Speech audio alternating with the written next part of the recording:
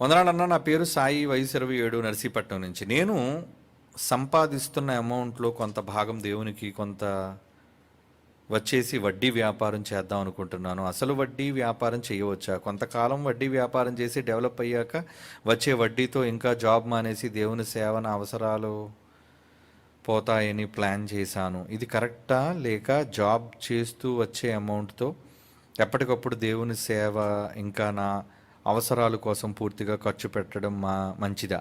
దయచేసి బైబిల్ ప్రకారం సమాధానం ఇస్తారని ఆశిస్తున్నాను. ఏనా సాయి? ముందు అమౌంట్లో, సంపాదిస్తున్న అమౌంట్లో కొంత భాగం దేవునికి, కొంత వచ్చేసి వడ్డీ వ్యాపారం చేద్దాం అనుకుంటున్నాం. వడ్డీ వ్యాపారం అంటే ఏంటి? ఎదుటి మనుషుల మీద భారంగా చక్రవడ్డీలు, బారు వడ్డీలు వేసి, ఏమండి, వాళ్ళ రక్తాన్ని తాగడం కంటే అలాంటి వడ్డీ వ్యాపారాలు వద్దు. మీరు సంపాదించిన డబ్బు బ్యాంకులో వేశారనుకోండి, ఉదాహరణకి ఫిక్స్డ్ డిపాజిట్లు వేసుకుంటుంటారు చాలామంది. పిల్లల పేరు మీద ఫిక్స్డ్లు వేస్తుంటారు. మరి ఫిక్స్డ్ వేసుకున్న తర్వాత ఏం చేస్తుంది బ్యాంకు? ఏమంటే మీరు ఒక 5 లక్షలు బ్యాంకులో ఫిక్స్డ్ చేశారనుకోండి, 5 లక్షలు ఎలా పిల్లలు పెడుతుంది? మీకు ఇంచుమించు ఈరోజు బ్యాంక్ వడ్డీ ప్రకారంగా అంటే 1 లక్షకి, ఏమండి, 1 లక్షకు 600 నుంచి 700 వరకు సుమారు ఇవ్వచ్చు అని నేను అనుకుంటున్నాను. 6 నుంచి 700. ఈ మధ్య వడ్డీ రేట్లు బాగా తగ్గించేశారు కదండి. కనుక 1 లక్ష రూపాయలు జమ చేసుకుంటే నెలకు ఒక 600 నుంచి 700 వస్తుంది. ఏమండి, ఒక 5 లక్షలు జమ చేసుకున్నాను అనుకోండి బ్యాంకులో, అంటే నువ్వు సంపాదించే డబ్బు తీసుకెళ్ళి వడ్డీ వ్యాపారం చేయడం అంటే అదే బ్యాంకులో వేసినా బ్యాంకు మాత్రం ఏం చేస్తుంది? వడ్డీలే కదా. బ్యాంకు మాత్రం చేసేది ఏముంది? మీకు ఇంట్రెస్ట్ ఇస్తుంది. వడ్డీ అంటారు దాన్ని, ఇంట్రెస్ట్. అంటే ఒక 5 లక్షల రూపాయలకి మీకు 600 రూపాయలు వచ్చింది అనుకోండి, 1 లక్షకు 600 చొప్పున. అంటే అప్పుడు నెలకి ఎంత అవుతుంది? 5 లక్షలకి 5 6లు 3000, అంతేనా? 5 లక్షలకి 3000 రూపాయలు. అంటే 5 లక్షల రూపాయలు మీరు డిపాజిట్ చేసుకుంటే 3000 రూపాయలు ఒక నెలకి మీరు డ్రా చేసుకోవచ్చు. ఇంట్రెస్ట్ అంటారు దాన్ని, వడ్డీ అనేది. మరి బ్యాంక్ వాడు ఎలాగ మీకు వడ్డీ ఇస్తున్నాడు? వాడు ఆ డబ్బును ఊరకనే ఉంచడు. మీరు వేసిన ఫిక్స్డ్ డిపాజిట్ ఒక సంవత్సరానికో, 2 సంవత్సరాలకో, 5 సంవత్సరాలకో ఫిక్స్డ్ వేస్తారు కదా. ఆ వేసిన డబ్బుని వాడు ఏం చేస్తాడంటే రొటేషన్ చేస్తాడు. వాడు అంటే ఇతరులకు వడ్డీకి ఇవ్వటం, లేదా మార్కెట్లో, షేర్ మార్కెట్లో పెట్టడం. మీరు వింటుంటారు కదా, సెన్సెక్స్ అని చూపిస్తుంటారు అప్పుడప్పుడు. కనుక వాళ్ళు, బ్యాంక్ వాళ్ళు కూడా షేర్స్ అని, డిబెంచర్స్ అని వీటన్నిటిని అమ్ముతుంటారు వాళ్ళు. అప్పుడు ఆ బ్యాంక్ తాలూకా పేరును బట్టి బయట వాళ్ళు కొనుక్కుంటుంటారు, షేర్లు కొనుక్కుంటారు. వాటా అంటారు దాన్ని, బ్యాంక్ లాభాల్లో వచ్చే వాటా. కనుక బ్యాంక్ ఇలాగా అనేక మంది కస్టమర్ల దగ్గర నుంచి డబ్బును సమకూర్చి కొన్ని కోట్ల రూపాయల్లో, ఆ కోట్ల రూపాయల డబ్బుని వ్యాపారంలో పెడుతుంది. వ్యాపారంలో పెట్టి వడ్డీలు ఆర్జించి సంపాదించి ఆ సంపాదన అంతా మీకు ఇచ్చేది. ఆ సంపాదనలో కొంత భాగాన్ని మీకు వడ్డీ రూపంలో, ఇంట్రెస్ట్ రూపంలో మీకు ఇస్తుంది. కనుక ఈరోజు బ్యాంకుల్లో డిపాజిట్ చేసుకునే వాళ్ళందరూ ఆలోచించండి. అంటే వడ్డీ వ్యాపారం తప్పు అని అనుకునే వాళ్ళ కోసం నేను చెప్తున్నాను. మనం బ్యాంకులో డబ్బులు వేసుకుంటాం, వేసిన డబ్బుకి బ్యాంక్ ఏం చేస్తుంది? వడ్డీకి ఇస్తుంది. మీకు వడ్డీ వేసి ఇస్తుంది. ఏమంటే ఆ వడ్డీతో పాటు మరి బ్యాంకులో ఎంతమంది ఎంప్లాయీస్ ఉంటారు, వాళ్ళకి జీతాలు ఎక్కడి నుంచి వస్తున్నాయి? మీరేమో తీసుకెళ్ళి మీ దగ్గర 5 లక్షలు ఉంది దాచుకున్నారండి బ్యాంకులోని. 5 లక్షలు దాచుకుంటే మరి బ్యాంకు ఏసీ, దాని తాలూకా ఇన్ఫ్రాస్ట్రక్చరు, ఫర్నిచరు, పనోళ్ళు, వీళ్ళందరికీ జీతాలు ఎక్కడి నుంచి వస్తున్నాయి? మీ దగ్గర నుంచి ఏం కట్ చేయరు వాళ్ళు. మీ దగ్గర నుంచి కట్ చేయరు, మీకు వడ్డీ ఇవ్వాలి మళ్ళా. అందుకోసం ఏం చేస్తారంటే మీరు ట్రాన్సాక్షన్ చేసేటప్పుడు, అంటే మీరు ఏదైనా డబ్బును ఎవరికైనా పంపించారనుకోండి, అప్పుడు ఆ డబ్బు మీద ఏమంటే 1 లక్ష రూపాయలు పంపిస్తే ఇదిగోండి ఎంత ఒక 70 రూపాయలు, 100 రూపాయలు ఎంతో కొంత బ్యాంకుకి మీరు కట్టాలి. ఇలా సర్వీసెస్ అంటే వాళ్ళు మీకు అందించే సహాయం, వాళ్ళు మీకు అందించే సేవలను బట్టి కొంత అమౌంట్ని, చాలా తక్కువ ధనాన్ని వాళ్ళు తీసుకుంటారు. అందులో వాళ్ళు కోట్ల మీద చేస్తారు కాబట్టి తక్కువ రూపంలో వచ్చినా సరే ఎంతమంది బ్యాంకు సిబ్బందిని వాళ్ళకి జీతాలు ఇవ్వటం, వాళ్ళని పెంచటం, ఇవన్నీ బ్యాంక్ ఎలా చేయగలుగుతుంది? ఎలా చేయగలుగుతుంది? మనం దాచుకున్న డబ్బు వలన. ఆ డబ్బును ఏం చేస్తారంటే వాళ్ళు వ్యాపారాల్లో పెట్టి దాన్ని మీకు వచ్చే లాభాల్ని వడ్డీ రూపంలో మీకు ఇస్తున్నారు. అంటే పెట్టుబడి పెట్టి. మీకు అర్థమవుతుందా? కనుక న్యాయబద్ధమైనది ఏంటంటే బ్యాంకులో దాచుకోవటం, బ్యాంకులో ఇంట్రెస్ట్కి ఫిక్స్డ్లో వేసుకోవటం, లేదా చాలామంది పాపం ఇన్సూరెన్స్ అంటుంటారు, అది ఇది కొట్టుకుంటుంటారు. ఏమండి, అలా కట్టుకోవటం వల్ల ఏంటంటే ఒక 10 సంవత్సరాలు దాచుకున్నారు అనుకోండి, సంవత్సరాలు ₹1,00,000 చొప్పున, 10 సంవత్సరాల తర్వాత 10 లక్షల రూపాయలు ముట్టుకోకుండా ఉంటే, ఆ తర్వాత దానికి ఒక 2 రెట్లు 3 రెట్లు మీరు రకరకాల ప్లాన్స్ ఉంటాయి కాబట్టి దాన్ని బట్టి వాళ్ళు మీకు ధనాన్ని మీకు సమకూర్చి ఇస్తారు మళ్ళీ 10 ఏళ్ళు తర్వాత. అంటే ఇవన్నీ, ఈ కార్యక్రమాలన్నీ జరగడానికి కారణం మీ పెట్టుబడి. దేవుడు కూడా మన మీద పెట్టుబడి పెట్టాడు. ఒకడు పిలిచి 5 తలాంతులు ఇచ్చాడు, ఒకడు పిలిచి 2 ఇచ్చాడు, ఒకడిని పిలిచి 1 ఇచ్చాడు. 5కి 5 సంపాదించినాడు బాగున్నాడు, 2కి 2 సంపాదించినాడు బాగున్నాడు. 1 ఇచ్చినోడు మాత్రం వాడు ఏం చేశాడంటే మొత్తానికి దాచేశాడు దాన్ని. దానికి యజమానుడు వచ్చాడు, ఏరా నీకేమి ఇచ్చాను, నీకు ఇచ్చింది నువ్వేం చేసావు అని అడిగినప్పుడు వాడు తెలివిగా ఒక సమాధానం చెప్పాడు, నువ్వు కఠినుడివి, నువ్వు విత్తన చోట కోస్తావు అని దేవుణ్ణే బ్లేమ్ చేసినప్పుడు దేవుడు వాడితో ఒక మాట అన్నాడు. ఏమన్నాడంటే, మత్తయి రాసిన సువార్త ఒకసారి చూడండి, దేవుడే స్వయంగా చెబుతున్న మాట ఇది. మత్తయి రాసిన సువార్త 25వ అధ్యాయం 26, 27 వచనాలు. మత్తయి సువార్త 25వ అధ్యాయం 26, 27 వచనాలు. అందుకతని యజమానుడు అతన్ని చూచి, సోమరివైన చెడ్డదాసుడా, నేను విత్తని చోట కోస్తానా? అంటే విత్తనం వేయకుండా పంట కోసం చూస్తానా నేను? అంటే నీకు రూపాయి నేను ఒక్కొక్క ఇవ్వకుండా నా డబ్బులు ఎవరని నేను అడుగుతానా? చల్లని చోట పంట కూర్చుకొని వాడన నేను విత్తనాలు చల్లకుండా పంట కూర్చుకోవడానికి వచ్చేస్తానా కత్తి పట్టుకొని అని నీ వెరుగుదువా? అట్లయితే, అలా అయితే నువ్వు నా సొమ్మది, నేను ఇచ్చిన కష్టం, నేను నీకు ఇచ్చాను పెట్టుబడిగా. ఎందుకు ఇచ్చాను? ఊరకనే దాయడానికి కాదు, రుమాల్లో చుట్టు పెట్టడానికి కాదు, దాని మీద నువ్వు సంపాదించాలి. అందుకే ఏమంటున్నాడు, నీవు నా సొమ్మును షావుకారుల యొద్ద ఉంచవలసి ఉండదు కదా, వాళ్ళ దగ్గర ఉంచినా బాగుండ్రా. నేను వచ్చి వడ్డీతో కూడా అంటాడు చూడు, వడ్డీతో కూడా. దేవుడు అంటున్నాడు ఈ మాట, వడ్డీతో పాటు నా సొమ్మును నేను తీసుకుంది. ఎందుకంటే నువ్వు పెట్టుబడి పెట్టింది ఎందుకు పెట్టావు? తిరిగి అది మరలా నీకు రావాలి. ఇలా చెప్తే మీకు అర్థం అవుతుంది. ఇంకోలా చెప్తాను. ఏమండి, మనకి వరి కావాలి, ధాన్యం కావాలండి. ఒక 5 ఎకరాల్లో మొత్తం రైతు మొత్తం దున్నేశాడు, నీళ్లు పెట్టేశాడు, విత్తనాలు చల్లాడు, మొక్కలు వేసేసాడు, నాటేశాడు, చాలా బస్తాలు వచ్చాయండి. వచ్చిన బస్తాలంతా అమ్మేసుకుంటాడా వాడు? రైతు అమ్మేస్తాడా? అమ్మడండి. ఏం చేస్తాడు? కొన్నిటిని భద్రపరుస్తాడు విత్తనాలుగా. మళ్ళా వరి ధాన్యం అంటారు దాన్ని. ఆ ధాన్యాన్ని ఏం చేస్తాడు? అన్ని మార్కెట్లో అమ్మేసుకోడు, అన్నీ అమ్మేసుకుంటే రేపొద్దున విత్తనానికి ఏముంటాయి? కాబట్టి కొన్ని విత్తనాలుగా దాచేస్తాడు, మిగతా వాటన్నిటినీ అమ్మేస్తాడు. అంటే ఈ 5 ఎకరాలకి ఎన్ని బస్తాలు కావాలో ధాన్యంగా అవి మాత్రం పక్కకు తీస్తాడు. ఎందుకంటే మరలా కొనుక్కొని అవసరం లేదు కదా, పెట్టుబడి పెట్టడం ఎందుకు? ఆల్రెడీ కష్టంతోనే ముందు పెట్టుబడి పెట్టాడు, ఇప్పుడు లాభం వచ్చింది, ఈ లాభంలో 3 వంతులు ఇచ్చేస్తాడు, అమ్మేసుకుంటాడు, లాభం చేసుకుంటాడు. ఈ 1 వంతును భద్రపరుస్తాడు. ఈ ఎందుకు 1 వంతును భద్రపరిచాడంటే, ఈ 1 వంతు ధాన్యాన్ని మళ్ళా 5 ఎకరాలు పంట జల్లితే మరలా ఎన్నో బస్తాలు, అతనికి లాభం రావాలి. లాభం రావడం కోసమే కదా దాచాడు. మనం కూడా ఎందుకు దాచుకుంటాం డబ్బు? ఏమండి, భవిష్యత్తులో మనకు ఉపయోగకరంగా ఉండటానికి, ఏ కష్టం వచ్చినా ఏ ఇబ్బంది వచ్చినా ఎవరిని అడగకుండా, ఏమండి, బ్యాంకుల్లో మనం దాచుకుంటాము. అంతేనా? దేవుడు కూడా ఆ సందర్భాన్ని ఉద్దేశించి ఏమని మాట్లాడుతున్నాడంటే, నువ్వు ఈ డబ్బుని షావుకారుల దగ్గర ఒకవేళ పెట్టినా అది ఏం చేస్తుంది? షావుకారు తీసుకొని ఏం చేస్తాడు? దాన్ని వాడు వడ్డీకి తిప్పుతాడు, దాని మీద లాభం వస్తుంది. ఆ వచ్చిన దాని మీద ఎంతో కొంత నాకు ప్రయోజనకరం ఉంటుంది. ₹1 ఇచ్చినందుకు తిరిగి మళ్ళీ ₹1 ఇచ్చావు అనుకో, అదేమి వ్యాపారం, అదేమి లాభతరం? ఏమండి, మనం 10 బస్తాలు జల్లినందుకు 10 బస్తాలు వచ్చాయి అనుకోండి, ఒక్క మామిడి ట్యాంక్ విత్తినందుకు ఒకటే పెద్ద చెట్టు వచ్చి ఒక్క మామిడిగా వచ్చింది అనుకోండి, మీకు ఎలా ఉంటుంది చెప్పండి? ఇదేంటిది? ఒక్క మామిడిగా అయితే కనీసం ఒక 500 పళ్ళు రావాలి మనకి ఒక చెట్టుకి, అంతే కదండి. కాయ ఎంత ఉంటుంది? ఒక 500, 600 కాయ రావాలి మనకి. అంటే 1 × 500, 1:500. 500 కాయకి రావాలంటే ముందు ఒక కాయ మనం వేయాలి. లాభం అంటారు దాన్ని. ఈ ₹1 పెట్టుబడి ఎందుకు పెడుతున్నాం? ఇంకొక ₹100 రావాలి. దేవుడు కూడా మనిషికి ఒక తలాంతి ఇచ్చాడు. ఇచ్చి ఏమన్నాడు? లాభం సంపాదించరా అన్నాడు.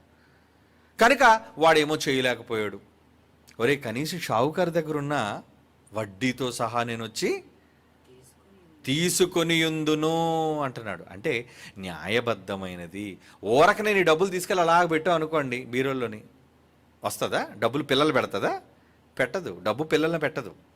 అందుకే వ్యాపారంలో పెడతారు, ఇన్వెస్ట్మెంట్ అంటారు దాన్ని. వ్యాపారం చేయడం తప్పు కాదండి, దుర్వ్యాపారం తప్పు. వ్యాపారం తప్పు కాదు సుమా. ఎవరైనా చేయొచ్చు వ్యాపారం, అది ఒక బ్రతుకు తెరువు. కాయగూరలు అమ్మడం ఒక వ్యాపారం, ఏమండి, చెక్కలు అమ్ముకోవడం ఒక వ్యాపారం, టీ అమ్ముకోవడం ఒక వ్యాపారం, హోటల్ పెట్టుకోవడం ఒక వ్యాపారం. ఏ రకమైన వ్యాపారం అయినా సరే వ్యాపారం, అది లాభం కోసం చేయటం. అంతేగాని ఎదుటివాడిని మోసం చేసే వ్యాపారం కాదండి. అలాంటి దుర్వ్యాపారాలు ప్రపంచంలో ఎక్కువగా ఉన్నాయి. అన్ని కల్తీ వ్యాపారులు, దుర్వ్యాపారాలు అంటారు వాటిని. అలాంటి వ్యాపారాల కోసం నేను చెప్పట్లేదు. నువ్వు నీ కుటుంబం బ్రతకడం కోసం ఒక న్యాయబద్ధమైన వ్యాపారం చేసుకో. ఆ వ్యాపారంలో నువ్వు పెట్టుబడిగా పెడతావు. పెట్టిన డబ్బును ఏమవ్వాలి? మళ్ళీ అది 100 రెట్లే తిరిగి రావాలి. మనం కూడా ఇక్కడ కష్టపడి పెడుతున్నామండి దేవుని సేవలో. ఎందుకు పెడుతున్నాం పెట్టుబడి? మనకు పరలోకంలో 100 రెట్లు రావాలి అని ఆయన అన్నాడు. మీకు ఇస్తానయ్యా అన్నాడు, కనుక ఇక్కడ పెట్టుబడి పెట్టండి అన్నాడు. కనుక మనం కూడా లాభాన్ని ఆశించి పెడుతున్నాం. పరలోకంలో సుఖవంతమైన జీవితాన్ని ఆనందించే కదండి. మనకెందుకు ఈ కష్టాలని, భూమి మీద ఈ అవమానాలు ఎందుకు, ఈ కష్టాలు ఎందుకు, దేవుడు నమ్ముకుని బాధలు ఎందుకు? మనకి లోకంలో ఎంతోమంది నచ్చినట్లుగా బ్రతుకుతున్నారు. వాళ్ళలా మనం బ్రతకలేమా? వాళ్ళలో సంతోషాలు సరదాలుగా తీర్చుకొని మనం బ్రతకలేమా? ఉండగలం. కానీ వాటన్నిటిని అణుచుకొని కాదనుకొని ఎందుకు భక్తి కలిగిన వాళ్ళుగా మనం బ్రతుకుతున్నామంటే, అదో రాబోయే లోకంలో దేవుడు మనకు 100 రెట్లు అని ఇవ్వబోతున్నాడు. అలా ఇవ్వాలి అంటే ఇప్పుడు పెట్టుబడి పెట్టాలి. పెట్టుబడి పెడితే అది 100 రెట్లుగా వస్తుంది. ఆ వచ్చేది అన్యాయమైన సొమ్మా కాదే. నువ్వు పెట్టుబడిగా పెట్టి దాని మీద వచ్చే రాబడి అన్యాయపు సొమ్ము కాదు. నువ్వు ఒక బస్తా బియ్యం గింజలు దాచి వడ్లు దాచి మరలా తిరిగి పొలంలో నువ్వు చల్లడానికి నువ్వు వేస్తానవే, అది అన్యాయం కాదు. అది దాని మీద మరలా నీకు లాభం రావాలి అని. కనుక ఒక బ్యాంకులో నువ్వు కొంత సొమ్మును నువ్వు దాచావంటే, ఏమండి, ఎవరిని అడగకుండా నేను కష్టపడి నేను సమకూర్చిన డబ్బు అంతా కూడా ఒక 10 లక్షలు వచ్చాయండి. ఆ 10 లక్షలు నేను ఫిక్స్డ్లో వేసుకున్నానండి. అప్పుడు 10 లక్షలకి ఎంత వస్తుందండి? లక్షకు 600 చొప్పున మనం అనుకున్నా 6,000 రూపాయలు వస్తుంది కదా. నెలకు 6,000 రూపాయలు ఊరిని సంతకం పెట్టి తెచ్చుకోవచ్చు. అంటే నీ 10 లక్షలు బ్యాంకులో ఉంటుండగా, నీ 10 లక్షలు బ్యాంకులో ఉంటే ఏమవ్వయి, అందులో ఒక రూపాయి కూడా తగ్గదు. కానీ ప్రతి నెల నీకు 6,000 రూపాయలు సంతకం పెట్టి దర్జాగా తెచ్చుకోవచ్చు. అంటే ఎవరో ఒక గుమస్తా పని చేసుకున్న ఒక 6,000-5,000 రూపాయలు జీతం వస్తుంది. కనుక అలా నువ్వు కష్టపడకుండా ఎప్పుడూ దేవుని పనిలోనే ఉండాలి అంటే నువ్వు ముందు జాగ్రత్తగా కొంత డబ్బు కూడబెట్టుకొని, ఏమండి, బ్యాంకులో దాచుకున్నావు అనుకో. నమ్మకమైన బ్యాంకు సొమ్మ దివాలా తీసే బ్యాంకులు అది కాదు. అందుకే నేషనలైజ్డ్ బ్యాంక్స్ అంటారు. నేషనలైజ్డ్ బ్యాంక్స్ అంటే ఏంటి? ఈ హెచ్డిఎఫ్సి, ఐసిఐసి నేషనలైజ్డ్ బ్యాంక్స్ కాదండి. Only state bank of India, Andhra bank లేదా స్టేట్ బ్యాంక్ ఆఫ్ హైదరాబాద్ ఇవి ఉన్నాయా, ఎస్బీఐ, ఇది మాత్రమే నేషనలైజ్డ్, ప్రభుత్వంతో నడపబడే బ్యాంకు. అలాంటి దగ్గర మీరు దాచుకున్నారు ప్రభుత్వ హామీ.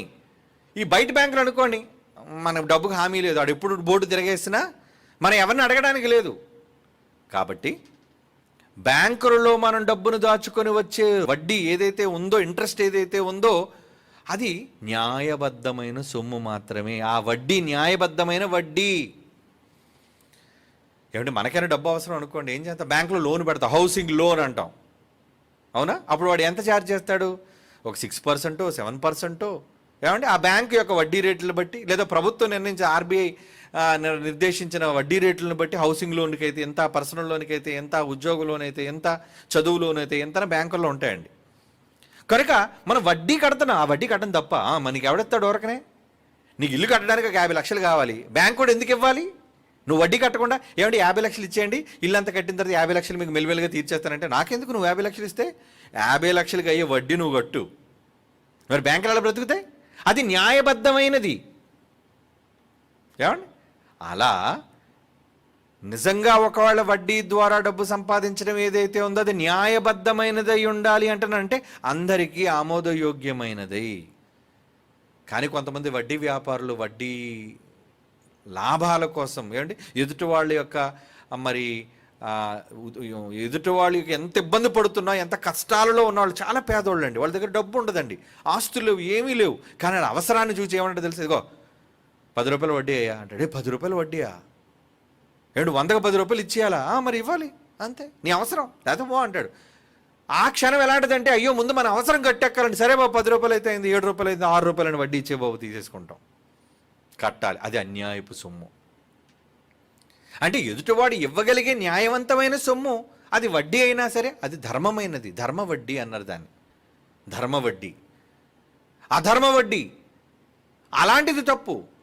అన్యాయంగా లేనివాడిని ముక్కుపిండి నువ్వు ఇస్తావా చేస్తావా, నువ్వు ఇవ్వకపోతే నేను సహించను అని నువ్వు వేసిందే అన్యాయపు వడ్డీ. అది కాకుండా మళ్ళీ ఇస్తావా చేస్తావా వాడు వాడు మెడల మీద కత్తి పెడితే వాడు ఏమి ఇవ్వగలడు, వాడు ఏం చేయగలడు? కనుక అన్యాయం, అది అన్యాయం. కనుక ఏనానా నువ్వు నిజంగా దేవుని కోసం ఏదైనా సంపాదించి దాచుకొని చేద్దాం అనుకున్నావు, వెరీ గుడ్, చెయ్యి.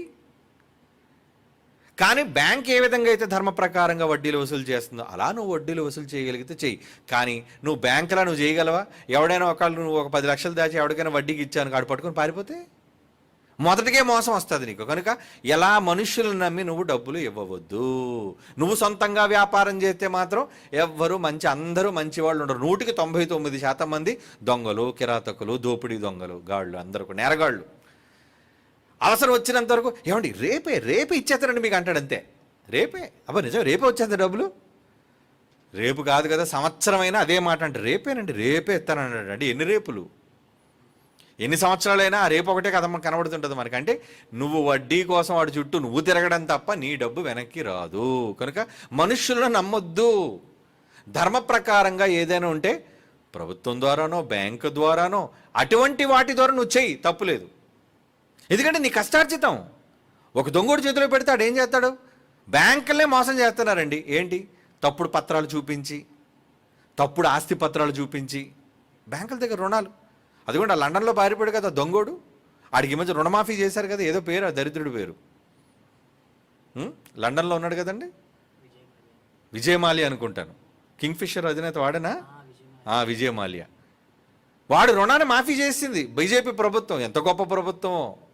పేదోడికి అండి ఏమండి, వాడు 1 లక్ష రూపాయలు ఇవ్వలేకపోతున్నాడంటే ఆడి నడ్డి వంచి ఆడుకున్న ఇల్లు, ఆడుకున్న ఉన్నవన్నీ ఏది ఉంటే అది జప్తు చేసి తీసుకెళ్ళిపోద్దండి బ్యాంకు. మరి వీడికి కొన్ని వేల కోట్లు, స్టేట్ బ్యాంక్ ఆఫ్ ఇండియా వాళ్ళు 1000 కోట్లు రుణమాఫీ అట. ఆడేం పేదోడా? అడుగు తినోడాడు, ప్రజాసొమ్మును కొల్లగొట్టేసిన పెద్ద గజదొంగవాడు. అలాంటి వాడు ఏమంటుంది వడ్డీని రుణమాఫీ చేస్తావా నువ్వు? ఏం పేదవాడిని ఎందుకు చేయకూడదు? పేదవాడు ఎందుకు చేయు? మోసం, ప్రభుత్వాలు మోసం, అధికారుల మోసం. కనుక ఇలాంటి మోసగాళ్ళ వాళ్ళ బారిన పడకుండా ఏనానా నిజంగా నీకంటూ ఒక నమ్మకంగా కష్టపడి ఒక 50 లక్షలు దాచుకున్నారు అనుకోండి, చెప్తున్నా 50 లక్షలు దాచుకుని దేనికి దాచుకున్నారు? 50 లక్షలు. 50 లక్షల మీద వచ్చే వడ్డీ అప్పుడప్పుడు చూడండి, రిటైర్ అయిపోయిన తర్వాత వృద్ధులు అయిన వాళ్ళు కానీ రిటైర్ అయిపోయిన వాళ్ళకి పిఎఫ్లు అన్నీ వస్తుంటాయండి. వాళ్ళు దాచుకున్న డబ్బు అది. వాళ్ళు రిటైర్ అయిన వెంటనే ప్రభుత్వం వాళ్ళకి ఇస్తుంది ఒకేసారిగా ఒక 30 లక్షలు, 50 లక్షలు, 70 లక్షలు, 80 లక్షల వరకు ఇస్తుంటుందండి వాళ్ళ ఉద్యోగం యొక్క స్థాయిని బట్టి. అలా వచ్చిన డబ్బును వాళ్ళు ముసలోళ్ళు ఏం చేస్తారో తెలుసండి. ఎందుకంటే ఈ పిల్లల మీద నమ్మకం లేదండి, వీళ్ళు అన్నం పెడతారో పెట్టరో, మాకు స్థలాలు కొనేసి వాళ్ళ పేర్లు రాసామనుకోండి మమ్మల్ని తగిలేసి అనాథాశ్రమాల్లో పెడతారు, వాళ్ళు ఓల్డేజ్ హోమ్లో పెడతారు. అందుకే వాళ్ళు ఏం చేస్తారంటే ఫిక్స్డ్లు వేసుకుంటుంటారండి. ఒక 50 లక్షలు ఫిక్స్డ్లు వేసుకున్నారు అనుకోండి, ఏమంటే 10 లక్షలకి మనం 6,000 అనుకున్నప్పుడు ఇంచుమించు 50 లక్షలు వేస్తే ఎంత వస్తుందండి? 6 రెట్లు అనే కదా. ఏమండి ఇంచుమించు 6,000, 6,500 అంటే ఇంచుమించు 30,000. అంతేనా? 30,000 మీకు నెలకి సంతకం పెట్టి తీసుకోవచ్చు. 30,000 ఇలా సంతకం పెడితే ఏమంటే బ్యాంక్ వెళ్ళి 1వ తేదీ వెళ్ళి 30,000 ఇంట్రెస్ట్ బ్యాంక్ వేస్తుంది, మీ అకౌంట్లో ఇంట్రెస్ట్ వేస్తుంది. అంటే అలాంటప్పుడు అంత డబ్బును నువ్వు దాచుకొని నిజంగా చేయగలిగితే ఎవరికి తలదించవలసిన పని లేదు, ఎవరికి లెక్క చెప్పుకోవాల్సిన పని లేదు. నిజమర్రా? ఏమండి టైంకి వెళ్ళాలండి, నువ్వు ఎందుకు రాలేదని అడుగుతాడు, ఏమైనా తేడా వచ్చిందంటే పీకెత్తానంటాడు. నిజంగా అలా డబ్బు దాచుకొని, ఎందుకంటే నువ్వు అన్నావు కాబట్టి చాలామందికి ఇది అవసరమని నేను చెప్తున్నాను. మీరు ముందు డబ్బు దాచుకొని దేవుని కోసమే దాచుకోండి, మళ్ళా స్వార్థ ప్రయోజనాల కోసం కాదు. ఏమండి ఈరోజు లక్షలంటే, ఒకప్పుడు అంటే లక్షాధికారి అంటే గొప్ప, ఇప్పుడు లక్షలు కూడా ఏం కాదండి. ఇలా బయటికి తీసామంటే 2,200 క్షణాల్లో మాయమైపోద్ది. ఖర్చులు అలా ఉన్నాయి, రేట్లు అలా ఉన్నాయి. టమాటా ధర, ఆడవాళ్ళు అయితే బీరోళ్ళు దాచుకున్నారటండి పాపం టమాటాలు తీసుకొచ్చి. ఎందుకంటే బంగారం కన్నా విలువైంది అయిపోయింది. ఒకప్పుడు ఉల్లిపాయలా ఉండేది. అంటే ఏది పిరుంగా దొరికినా, ఏది మనకి మార్కెట్లో తక్కువ లభ్యమైనా సరే వాటన్నిటిని చాలా భద్రం. అవి విలువైనవి, డబ్బు పెట్టినా దొరకవు. టమాటా లేకపోతే ఏ కూర లేదు, ఉల్లిపాయ లేకపోతే ఏ కూర లేదు. కనుక ఈ డబ్బు ముందు కూడగట్టుకోవడం తప్పేం కాదు. ఎందుకు డబ్బు కూడగడుతున్నావు? సేవ కోసం. ఒక 50 లక్షలు కూడబెట్టావు అనుకోండి, హ్యాపీగా 30,000 రూపాయలు నాదే ప్రతి నెల, 30,000 శాలరీ పర్సన్ నువ్వు. అప్పుడు 30 రోజులు దేవుని కోసం పని చేయొచ్చుగా. అవునా? ఎవడు నిన్ను అడిగేవాడు? నువ్వు నెల అయిపోయిన తర్వాత 1వ తేదీకి వెళ్ళు, ప్రభుత్వం ఇచ్చినా ఇవ్వకపోయినా, పెన్షన్లు ఇచ్చినా ఇవ్వకపోయినా హ్యాపీగా నీకు 30,000 ప్రతి నెల వస్తుంది. ఎందుకంటే ఫిక్స్డ్లో వేసుకుని, అదే నమ్మకమైన బ్యాంకుల్లో సమా, ఈ దివాలా తీసే బ్యాంకులు లాంటి దాంట్లో వేయకండి. అలాంటి వాటిలో మీరు వేసుకుంటే మీరు ఎవ్వరికీ తలదించకుండా ఒక ఉద్యోగస్తుడికి వచ్చే జీతాన్ని మీరు సంపాదించుకొని, కానీ మనుషులు ఎట్లా తెలుసా అండి? స్వార్థపరులు. అంటే 50 లక్షలు 50 కోట్లు అయిపోలేడికి. అందుకే ఏం చేస్తాడు? ఈ కక్కుర్తి బుద్ధితోని వీడు దాచి ఆ ఉన్న 30,000తోనో 50,000తోనో జాగ్రత్తగా దేవుని సేవ చేసుకుందాం అనే మనస్సు పోయి ఎవడో ఒక దౌర్భాగ్యుడు సలహా ఇస్తాడు, ఏమండి మీరు ఇలా 10 లక్షలు పెట్టుబడి పెట్టాడు, ₹1,00,00,000 వస్తా అంటాడు. అంతే. మనం అసలుకే ఆశాజీవులు. మనం ఇలాంటి దౌర్భాగ్యుల మాటలు నమ్మి ఇప్పుడు ఈ మధ్యన వచ్చాయి కదండి, ఈ కాయిన్లని అవని స్కీములని, చాలామంది బలైపోయిన గొర్రెలు ఉన్నాయి ఇందులోని. నేను మాత్రం అందులో లేను బాబు, దేవునికి స్తోత్రం. కనుక అలా మీరు బలైపోయే పరిస్థితుల్లోనికి మీరు వెళ్ళిపోయారంటే మనుషులు కదండి, మాటలు నమ్ముకొని బతికేవాళ్ళు ఉంటారు. మాటలతో మాయ. మీ కళ్ళ ముందు చూపించేద్దరు కోట్లు మీకు వచ్చేస్తున్నట్టు, ఆ ₹1,00,00,000 మీరు ఖర్చు పెడుతున్నట్టు, కార్లు మేడలు కట్టేస్తున్నట్టు. చూసారా ఆ చచ్చిపోయాడు ఉన్నాడు ధనవంతుడు, ఎవడు ఒరే వెర్రివాడ ఈ రాత్రి ప్రాణం అడుగుతున్నాను, ఆ టైపు. వీడు ముందు మాటల్లోనే అరిచేతుల స్వర్గం ఉంటారు. చూసారా, ముందే చూపించేస్తారు, బొమ్మ వేసేస్తారు ముందు మనకు మాటలతో. పాపం ఆ మాటలకి నమ్మేసి అమాయకులు అయినా చాలామంది పాపం ఏం చేస్తారంటే, ఉన్న డబ్బును జాగ్రత్తగా దాచుకుంటే వడ్డీ వస్తుంది కదా, న్యాయమైన వడ్డీ, దాంతో బ్రతకొచ్చు కదా అనుకోకుండా ఈ ₹1,00,000 50 లక్షలు పెట్టుబడి పెడితే 5 కోట్లు వస్తాయని చెప్పి ఈ 50 లక్షలు పెట్టుబడి పెడతారండి. ఆ తర్వాత ఏమవుతుంది? వ్యాపారం అంటేనే నష్టం, మార్కెట్లు అంటే నష్టం. అందులో ప్రైవేట్ బ్యాంకులు ఇంకా మోసం అండి. డబ్బులు తీసుకున్నప్పుడు మీకు అలా అండి, మీకు ఎలా అండి, ఎలా వచ్చేస్తుంది అంటారు. వీళ్ళొక రకమైన మాయగాళ్ళు ప్రైవేట్ బ్యాంకులు. వాళ్ళు కూడా చాలా పెద్ద మాయలు మోసాలు చేస్తారండి. మీ దగ్గర డబ్బులు చాలా జాగ్రత్తగా తీసుకుంటారు, ఇచ్చేటప్పుడు మాత్రం ఏమండి మీకు ఒక సముద్రం నీరు తాగించేస్తారు. మీకు అంత ఇబ్బంది పెడతారు వాళ్ళు. కనుక ఇలాంటి మాయలు చేసి మీ డబ్బు చేత పెట్టుబడి పెట్టించి ఆ డబ్బులో కొంత తినేసి, ఇది మీకు వ్యాపారంలో డబ్బులు వస్తాయని చెప్పి మిమ్మల్ని మోసం చేసేసి, మిమ్మల్ని ఇబ్బంది పెట్టి, తర్వాత మొత్తానికి నష్టపోయేటట్టు, వీధిని పడిపోయేటట్టు చేస్తారంటే 50 లక్షలు గాలిలో కలిసిపోయి మోసపోయారు. అలా మీరు మోసపోకుండా ఉండాలంటే ఎవరి స్కీములను నమ్మకండి, ఎవరి మాటలు మీరు నమ్మకండి.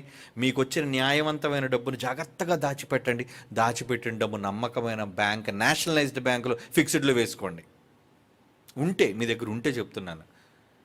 అప్పుడు ఆ వేసుకున్న ఫిక్స్డ్లో వేసుకున్న వడ్డీ ఏదైతే వస్తుందో ఆ వడ్డీతో హ్యాపీగా ఉన్నదంత సంతృప్తిగా బతుకు. 30,000తో బతకలేరండి. ఏదో చారనో పప్పనో ఏదో తింటాం, మరి తప్పదు. చావడం కన్నా అది బెటరే కదా. కనుక ఇన్ని రకాలైన ప్రయోజనాల కోసం ఆలోచించి అత్యాశకు పోకుండా ఉన్నదాంతో సంతృప్తి పడే పరిస్థితిలో ఉంటే, నాన్న ఇదంతా సాయి నీకోసమే చెప్తున్నాను. నీలాంటి వాళ్ళు చాలామంది ఉన్నారు కాబట్టి చెప్తున్నాను, నువ్వు ప్రశ్న అడిగావు కాబట్టి. కొంత సేవ కోసం ఇచ్చేసి, కొంత నువ్వు దేవుని కోసం పెట్టుబడి పెట్టేసి, మిగతాది ఏదో దాచి ఏదో చేద్దాం అనుకుంటా చెయ్యు. కానీ ఇప్పుడు నేను చెప్పిన విధానంలో నువ్వు చేస్తేనే అది మంచిది. ప్రభుత్వం నుంచి వచ్చే వడ్డీయే నీకు క్షేమకరమైనది. మనుషుల ద్వారా మీకు ఎందుకంటే 10 లక్షలు ఇవ్వండి, మీకు వచ్చే నెల తిరిగేసరికల్లా మీకు ఒక ₹1,00,00,000 ఇస్తారని ఎవడన్నా సరే అలాంటి మాటలు మీరు నమ్మకండి. అన్నీ మోసాలు. అలా మోసపోయిన వాళ్ళు చాలామంది ఉన్నారు. కాబట్టి మీరు మోసపోకుండా ఉండాలని ఈ మాట చెప్తున్నాడు. కాబట్టి బ్యాంకుల నుంచి వచ్చే ధర్మ ప్రకారం, ప్రభుత్వం నుంచి వచ్చే ధర్మ వడ్డీలు, ఇంట్రెస్టుల ద్వారా మీరు దేవుని సేవలో 30 రోజులు తిరగొచ్చు. ఎవడు మిమ్మల్ని అడిగేవాడు? మీ బ్యాంకులో ఫిక్స్డ్ ఉందండి, ఒక 50 లక్షలు డిపాజిట్ చేసుకున్నారండి. ఎందుకంటే ఉద్యోగస్తునివే రిటైర్ అయిపోయి వచ్చింది డబ్బు, అది ఫిక్స్డ్లో ఉంది. ₹30,000 వస్తుంది ప్రతి నెల. హ్యాపీగా ₹30,000తో నువ్వు కుటుంబాన్ని గడుపుకొని చక్కగా దేవుని సేవ చెయ్యి. నీకు నువ్వే మోనార్కి, నీకు నువ్వే బాస్వి. ఎవరికి సంతకం పెట్టవలసిన పని లేదు, తెల్లవారు లేచిపోవలసిన పని లేదు. నీకు నచ్చినప్పుడు సేవకి వెళ్ళొచ్చు. ఏమండి, నీకు నచ్చిన ఊరు వెళ్ళొచ్చు. అదే ఇక్కడ అనుకుంటే ఉద్యోగానికి ఎవరికో తలమ్ముకున్నావు అనుకోండి, ఏం చేస్తారు? ప్రతి దానికి కారణం ఎందుకు రాలేదు నువ్వు, నీకు సెలవేమో, నువ్వు ఇన్ని రోజులు రాలేదు, నీకు కట్, పిఎఫ్ కట్ అంటాడు, ఆ కట్ అంటాడు, ఈ కట్ అంటాడు, మొత్తం అంతా నీకు లేకుండా చేస్తాడు. కనుక వీళ్ళంతా కూడా మోసగాళ్ళు. అలా చేయకుండా నువ్వు అనుకున్నట్లుగా నువ్వు చేయాలి అనుకుంటే ఇప్పుడు నేను చెప్పిన విధానంలో నువ్వు చేయగలిగితే చక్కగా ఎవరికి తలదించకుండా దేవుని మీద మాత్రమే ఆధారపడి సేవ చేయొచ్చు. అలాగని డబ్బు ఉంటే సేవ చేయాలి కదా, ఏ డబ్బు లేకపోయినా దేవుడి మీద నమ్మకంతో నువ్వు సేవ చేయగలిగితే నీ విశ్వాసం ఇంకా గొప్పది. ఎందుకంటే ఆకాశ పక్షులను చూపించాడు ఆయన. ఆకాశ పక్షులను చూడండి ఆయన, వాటికి కొట్లు లేవు, ఆ కొట్లలో ధాన్యం లేదు, వాటికి బీరువాలు లేవు, వాటికి బంగారాలు లేవు, తాళాలు లేవు, బ్యాంకులు లేవు, అకౌంట్లు లేవు, కానీ ఎన్ని బ్రతుకుతున్నాయి? పుల్లు బతుకుతున్నాయి, సింహాలు బతుకుతున్నాయి. ఈరోజు ఈ ప్రపంచంలో ఈ భూమి మీద కొన్ని లక్షల జీవరాశులు బ్రతుకుతున్నాయి. ఎవరు పోషిస్తున్నారు వాటన్నిటినీ? మీ పరలోకపు తండ్రి అన్నాడు. కనుక ఆయన పోషించినప్పుడు మనల్ని పోషించలేడా? వాటికంటే మనం శ్రేష్ఠులం కదా. ఈ నమ్మకం ఉంటే అసలు ఈ ప్రశ్న కూడా నువ్వు వేయవలసిన పని లేదు. నేను నా దేవుడి మీదే ఆనుకొని బ్రతుకుతానండి. ఎందుకంటే ఆకలితో ఉంటే ఏ తండ్రి చూడగలడు? నువ్వు పస్తులతో ఉంటే ఏ తండ్రిని చూడగలడు? అన్నం పెట్టడా? అన్నం పెట్టలేకపోతే ఆ మాట ఎందుకు రాయించాడు? ఆ మాట అబద్ధం. ఆకాశ పక్షులను చూడండి ఎందుకు అండం ఆయన? ఆ మాట మీద నమ్మకంతో బ్రతుకుతావా? ముందు కష్టాలు ఎదురైన బ్రతుకు. లేదు, జాగ్రత్తగా కూడబెట్టి నాదంటూ ఒక స్థితిని నేను ఏర్పరచుకొని ధనాన్ని దాచుకొని ఎవరికి తలదించకుండా చేస్తాను అంటావా? నేను చెప్పిన విధానంలో చెయ్యి. అప్పుడు తప్పనిసరిగా నువ్వు దేవుని సేవకుడుగా ఉండగలవు. ఓకేనా? God bless you. వందనాలు డాడీ. నా పేరు రేవంత్, 21 సంవత్సరము, అనకాపల్లి, ప్రసాద్ కుమారుడు. మై క్వశ్చన్ ఈజ్, బైబిల్లో పాత నిబంధనలో ఉన్న వారికి దేవుడు మాటలు చెప్పిన వారు దేవదూతలు కదా, మరి యెహోవా దూత అంటే యేసు ప్రభు అవును కదా? ఒకవేళ యేసుక్రీస్తు అయితే ఆయన అప్పుడే భూమి మీదకి వచ్చారు కదా, మరి ఆయన క్రొత్త నిబంధనలో ఆయన రాకడ కంప్లీట్ అయింది. మరి 2 పేతురు 3:10లో ప్రభు దినము దొంగ వచ్చినట్లు వచ్చును, ఆ దినమున ఆకాశములు మహాధ్వనితో గతించిపోవును, పంచభూతములు మికుటమైన వెంట్రముతో లయమైపోవును, భూమియు దాని మీదను కృత్యములు కాలిపోవును. ఇక్కడ యేసు ప్రభు 2వ రాకడను గురించి చెప్పారు. ఒకవేళ ఆయన రాకడ పాత నిబంధనలో జరిగితే ఇప్పటికి టోటల్ యూనివర్స్ అంతం అయిపోవాలి అంటే మరి అప్పుడు కాలంలో ఆయన రాకడ ఎలా జరిగిందా లేదా? క్రీస్తు పూర్వం ప్రవక్తల టైంలో? దయచేసి నా క్వశ్చన్కి ఆన్సర్ చెప్పండి. Please tell me daddy.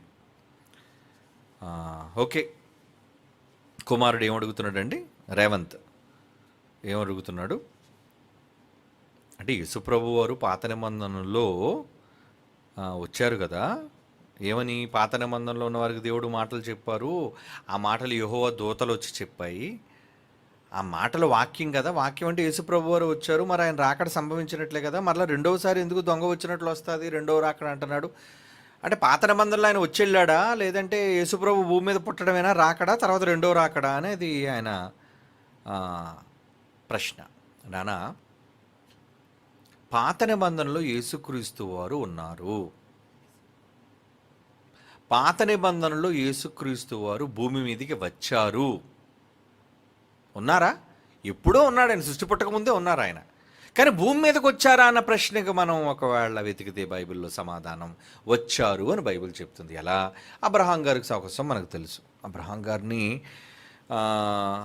అడిగితే యేసు ప్రభు వారు ఆయన సందర్భాన్ని జ్ఞాపకం చేస్తూ అంటున్నారు, నేను ప్రభువుని చూశాను. నేను మీ అబ్రహాము ఉన్నాడు, మీ పితరులకు తండ్రి, మీ అందరికీ విశ్వాసులకు తండ్రి, పితరుడైన అబ్రహాము నన్ను చూడాలనుకున్నాడు, నా రోజు చూశాడు ఆయన అని కూడా యేసు ప్రభు వారే 2000 సంవత్సరాల క్రితం చెప్పారు. చూస్తారు ఒకసారి ఆ మాట. ఏమని వ్రాయబడిందో చూడండి. యేసు ప్రభు వారు ఆయన చూశారు అంటే అబ్రహాము గారు యోహాను సువార్త 8వ అధ్యాయము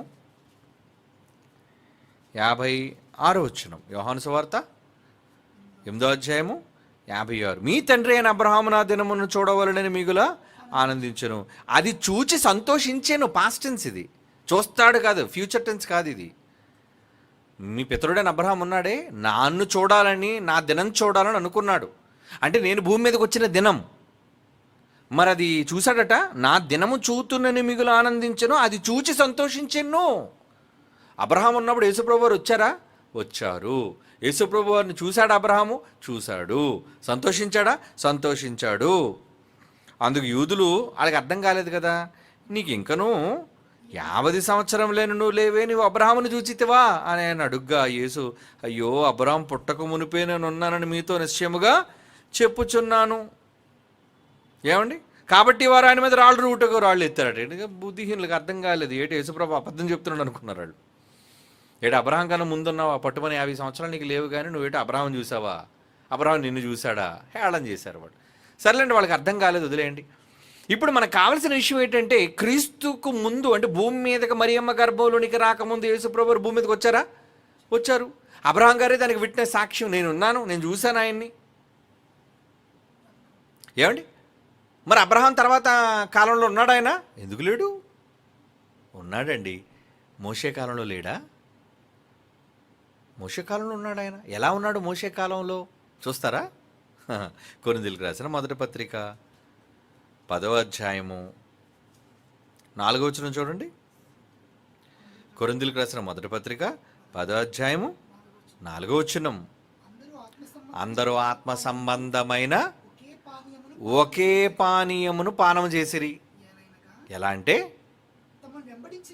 తమను వెంబడించిన ఆత్మ సంబంధమైన బండలోనిది త్రాగిరి. తమను వెంబడించిన అంటారు చూడండి. ఒక బండ వెంబడించిందట. ఎవరిని వెంబడించిన? ఇక్కడ ఎవరంటున్నారు ఈ మాట? ఇశ్రాయేలీలు. తమను వెంబడించిన, తమను అంటే ఇక్కడ ఇశ్రాయేలీయులు. తమను వెంబడించిన ఆత్మ సంబంధమైన బండలోనిది నీళ్లు త్రాగారు. బండలో నీళ్లు తాగారా?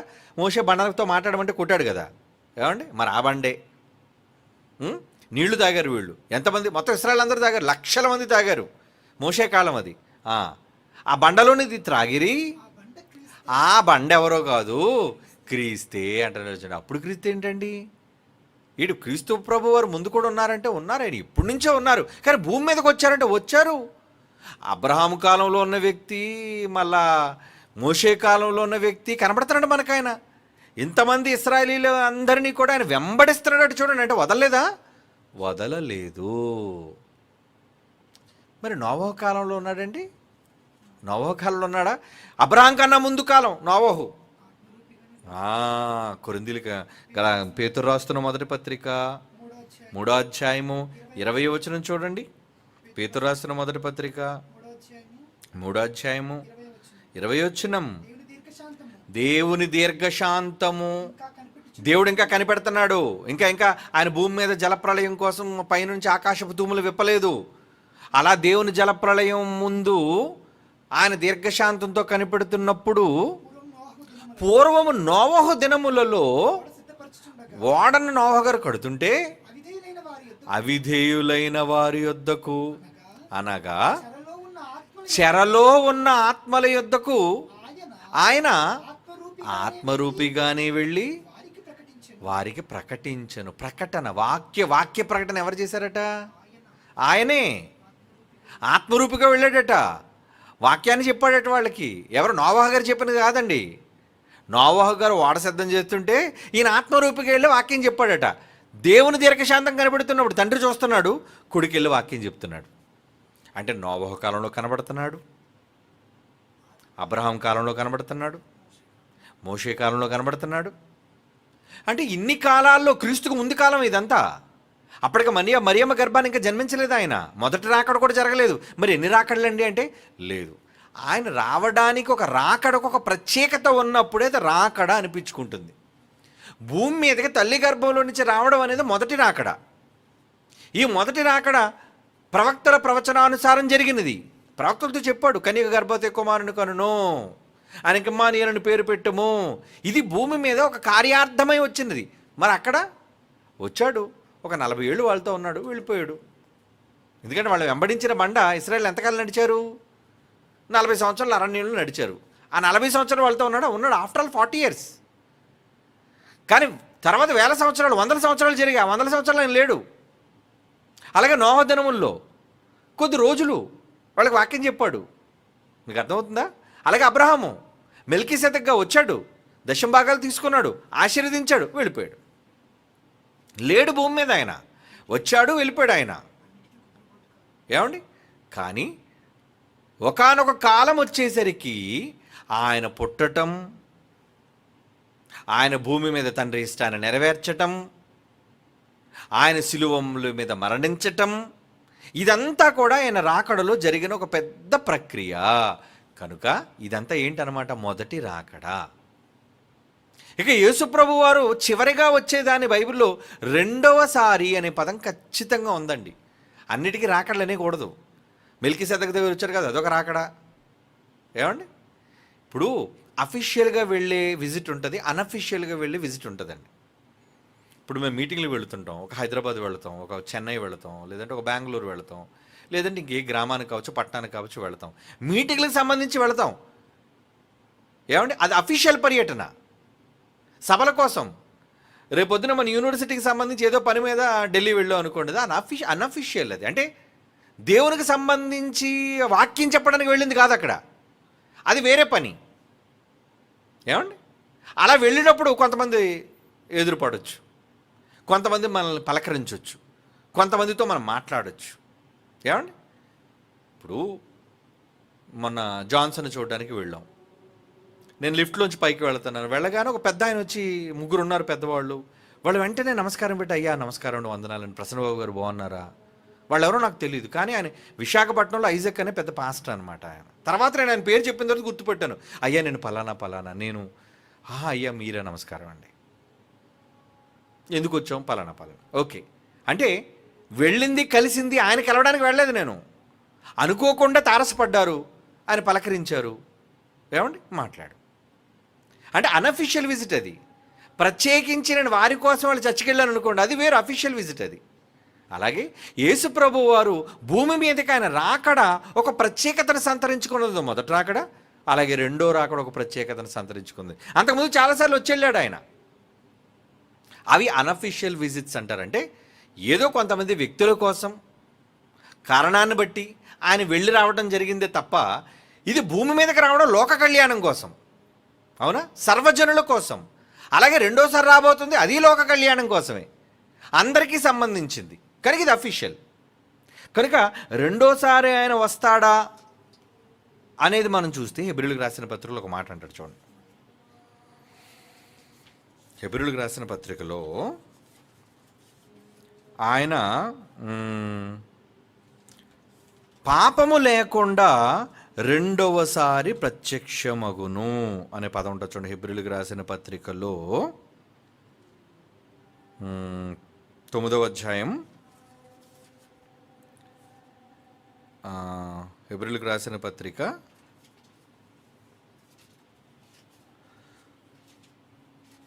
8వ అధ్యాయం ముందు చూద్దాం. 7వ అధ్యాయంలో లాస్ట్ మాట 27, 28 కలిసి ఉంది.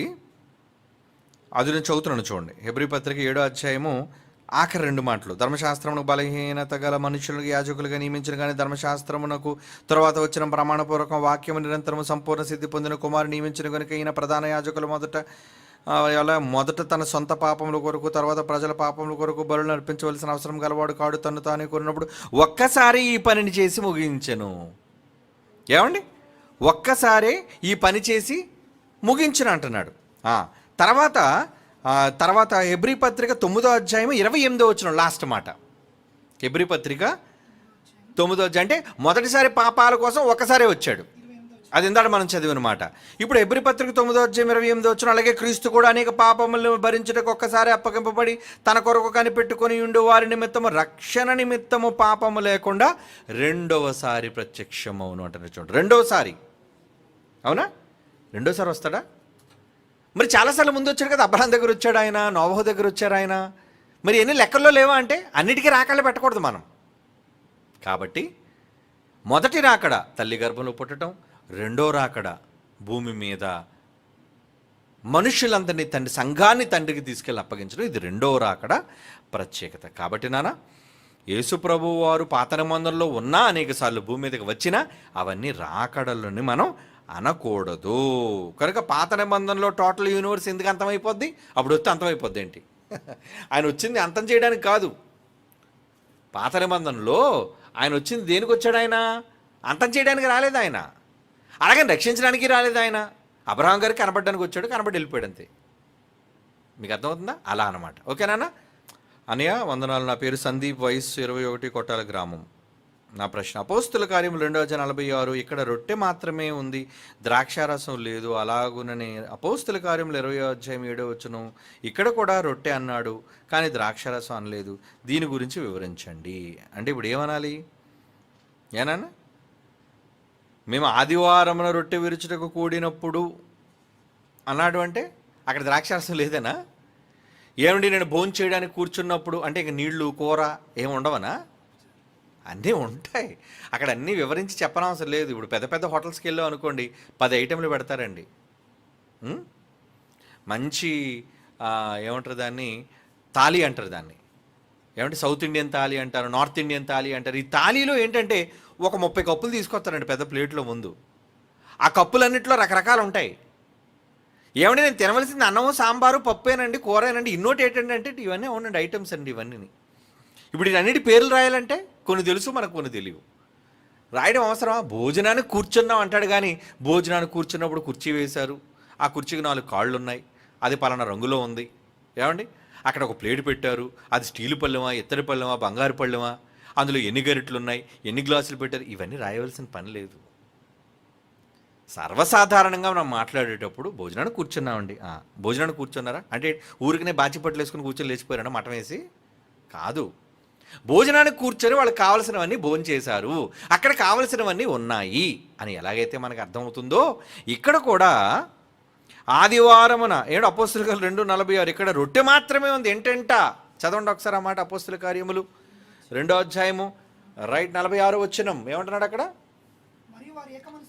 మరియు వారు ఏకమనస్కులై ప్రతిరోజు దేవాలయంలో తప్పగా కూడుకొనుచు. ఏంటంటా రొట్టె విరిచి అంటే ఇంట్లో ఎందుకు రొట్టె విరుస్తున్నారు? ఇంట్లో సంఘాలు ఉన్నాయి కాబట్టి. మీకు అర్థమవుతుందా?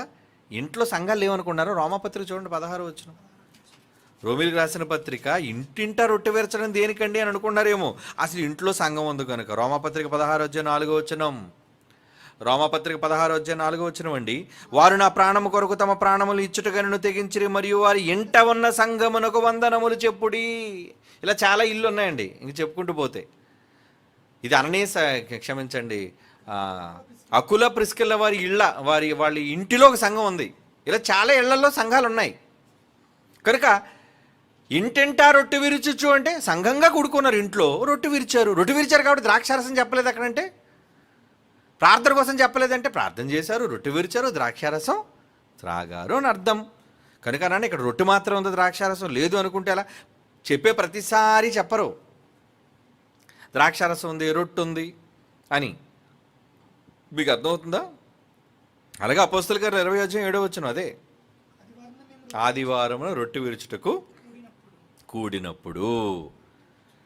అయినా అసలు రొట్టె ద్రాక్షారసం ఎందుకు తీసుకోవాలి? జాన్సన్ గారు రాసిన పాట చదివితే చూస్తే అర్థమైపోవాలి, మీకు వింటే అర్థమైపోవాలి. అసలు రొట్టె ద్రాక్షారసం ఎందుకు తీసుకుంటున్నారు? మీలో మీరు జీవం కలిగిన వారుగా ఉండాలి అంటే రొట్టె ద్రాక్షారసం తీసుకోవాలా వద్దా? Simple logic. మీరు బతుకుండాలంటే 3 పూటలు తినాలా వద్దా? తినాలి. తింటేనే బతుకుతారు, లేదా చస్తారు. ఇది ఎంత కామనో. మీరు నిత్య జీవం కలిగిన వారై ఉండాలండి. యేసుప్రభు ఆ రోజు చెప్పాడు, మీలో మీరు నిత్య జీవం గల వారై ఉండాలంటే నన్ను తినండి, నా రక్తాన్ని త్రాగండి. మరి దీన్ని ఎందుకు రోజు చేయట్లేదు? ఆదివారం ఒకరోజు చేస్తే చాలు, ఎందుకంటే సంఘంగా కూడుకుంటున్నాం కనుక. వారానికి ఒకరోజు ఆదివారం సంఘముగా కూడుకుంటున్నాం కనుక అప్పుడు కూడుకుంటాం కాబట్టి తాగండి నాయన, అప్పుడు జ్ఞాపకం చేసుకోండి నాయన, నా మాంసాన్ని భుజించండి నాయన, నా రక్తాన్ని త్రాగండి నాయన రూపకాలంకారంగా చెప్పాడు. కనీసం వారానికి ఒక్కసారి కూడా చేయకపోతే ఎలా? మీరు ఎలా బ్రతుకుంటారు చెప్పండి? ఇకపోతే రొట్టె అంటే ఈ ఒక్క రొట్టె కాదండి, ఆయన దేహమే రొట్టె అయితే ఏమండి మిమ్మల్ని జీవింపచేసేది వాక్యం. ఇక్కడ మీరు తింటున్న చపాతీ కాదు మిమ్మల్ని బతికించేది. ఇక్కడ మీరు తీసుకుంటున్న ద్రాక్షల రసం కాదు మీకు నిత్య జీవాన్ని ఇచ్చేది. మిమ్మల్ని నిత్యము జీవింపచేసేది ఏంటో తెలుసా? వాక్యం. ఎవరైతే దీన్ని తింటారో, ఎవరైతే నా వాక్యాన్ని వింటారో వాళ్ళు నిత్యము జీవం కలిగిన వాళ్ళు. సమరస్త్రీతో ఏమన్నాడు? నేను ఇచ్చి నీళ్లు త్రాగితే అమ్మా అసలు చావు, అసలు దాహమే ఉండదు నీకు, నువ్వు నిత్యము జీవిస్తావమ్మా. అయితే ప్రభా నీళ్లు పొగ్గేది నా కడుపులో పెట్టే, నేను తాగేస్తాను అంటే అర్థం కాలేదు ఆవిడకి. నిజానికి వాక్యం మిమ్మల్ని బ్రతికించేది వాక్యం. అంటే ఆదివారం వచ్చి మీరు రొట్టె ద్రాక్షారసం తీసుకోవడం ఎంత ముఖ్యమైనదో అంతకంటే ముఖ్యమైనది మీరు ఆయన వాక్యాన్ని వినటం. మీరందరూ ఎందుకు వచ్చారు పాపం శనివారం అనేసరికి? ఆయన మాటలు వినాలండి. ఆయన మాటలు అంటే దేవుని మాటలు, వాక్యంలోని మాటలు వినాలి, మనం నేర్చుకోవాలి, మన ఆత్మలు బలపడాలి, అంతే కదా. ఎన్నో పనులు ఉంటాయి, అవసరతలు ఉంటాయి, వాటన్నిటిని మానుకొని మనం ఎందుకు వచ్చేసి కూర్చున్నాం? ఎందుకు మీరు నెట్ట ముందు కూర్చొని ఈరోజు వింటున్నారు? మీ ఆసక్తి అంటే వాక్యాన్ని వింటున్నారు కాబట్టి మిమ్మల్ని బ్రతికించేది ఆ మాటలే. మీ ఆత్మలు రక్షించేది ఏమని చెప్పాడు తెలుసు కదా, ఈ ఫార్ములా అంతా మీకు. యాకోబు పత్రిక 1:21 ఏమంటున్నాడు అక్కడ? మీ ఆత్మలను రక్షించుటకు శక్తి కలిగిన వాక్యం. కనుక మీరు బతకాలి అంటే వాక్యం వినాలి. వాక్యం వినాలా, రొట్టె తినాలా? రొట్టె తింటూ వాక్యం వినాలి, దాన్ని స్వీకరించాలి, అంగీకరించాలి. యేసుప్రభు చెప్పాడు కదా, మీరు చెయ్యండి, నన్ను జ్ఞాపకం చేసుకోండి, చెయ్యండి. ఇది చేస్తూ ఏం చేయాలి? నిరంతరం నా మాటలు వినాలి. మీలో ఆత్మ బ్రతుకుండాలి అంటే ఎప్పుడు ఈ ఫుడ్ దానికి వెళుతూ ఉండాలి, వాక్యం. అందుకే చూడండి, మీరు వాక్యం లేదనుకోండి, బయటికి మనుషులు బతికే ఉంటారు కానీ దేవుళ్ళు చచ్చిపోతారు మీరు. ఎందుకంటే ఫుడ్ లేదు దానికి. ఏమండి, ఫుడ్ ఉండదు.